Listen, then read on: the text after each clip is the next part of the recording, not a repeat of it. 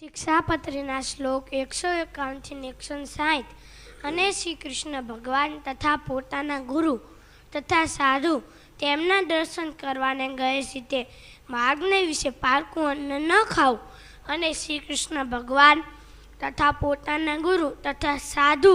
એમના જે સ્થાનક તેને વિશે પણ પારકું અન્ન ન ખાવું. કેમ જે પારકું અન્ન છે તે પોતાના પુણ્યને હરી લે એવું છે, માટે પોતાની ગાંઠનું ખર્ચ ખાવું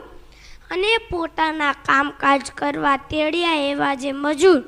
તેમણે જેટલું ધન અથવા ધાન્ય દીધાનું કહ્યું હોય તેટલું આપવું, તેથી ઓછું ના આપવું.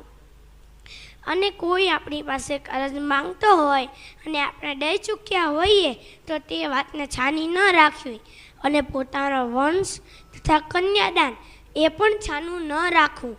અને જે ઠેકાણે અને દુષ્ટ એવા જે જન તેમની સાથે વ્યવહાર તે ન કરવો અને જે ઠેકાણે પોતે રહેતા હોઈએ તે ઠેકાણે કથણ ભૂંડો એવો કાળ અથવા શત્રુ અથવા રાજા આવીને ઉપદ્રવ કરીને પોતાની લાજ જતી હોય તથા પોતાના ધનનો નાશ થતો હોય તથા પોતાના પ્રાણનો નાશ થતો હોય અને પોતાના મૂળ ઘરાસનનું વતનનું ગામ હોય તો પણ વિવેકી એવા જે અમારા ગૃહસ્થ સત્સંગી તેમણે તેનો તત્કાળ ત્યાગ કરીને જે જગ્યાએ ઉપદ્રવ ન થતો હોય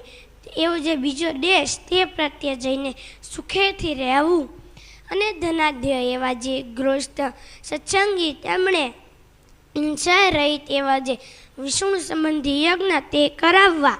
અને તીર્થને વિશે દ્વાદશી આદિ પર્વને વિશે મોટા ઉત્સવ બ્રાહ્મણ તથા સાધુ તેમને જમાડવા અને ધનાઢ્ય એવા જે ગૃહસ્થ સત્સંગી તેમણે ભગવાનના મંદિરને વિશે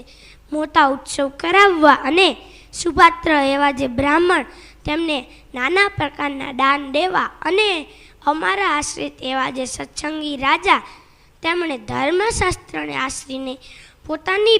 પુત્રની પીઠે પોતાની પ્રજાનું પાલન કરવું અને પૃથ્વીને વિશે ધર્મનું સ્થાપન કરવું અને રાજા તથા રાજ્યના 7 અંગ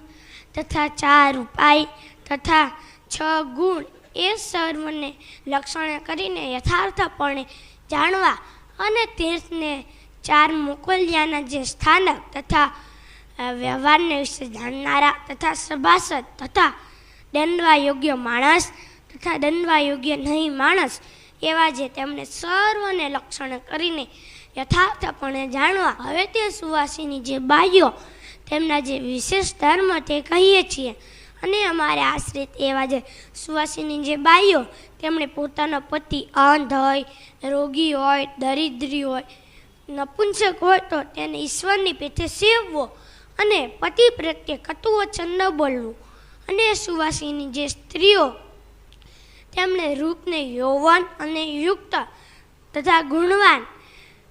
ગુણવાન એવો જે અન્ય પુરુષ તેનો પ્રસંગ સહજ સ્વભાવે પણ ન કરવો. સજાનંદ સ્વામી મહારાજને શિક્ષાપત્રી સેવાં સમર્પયામિ.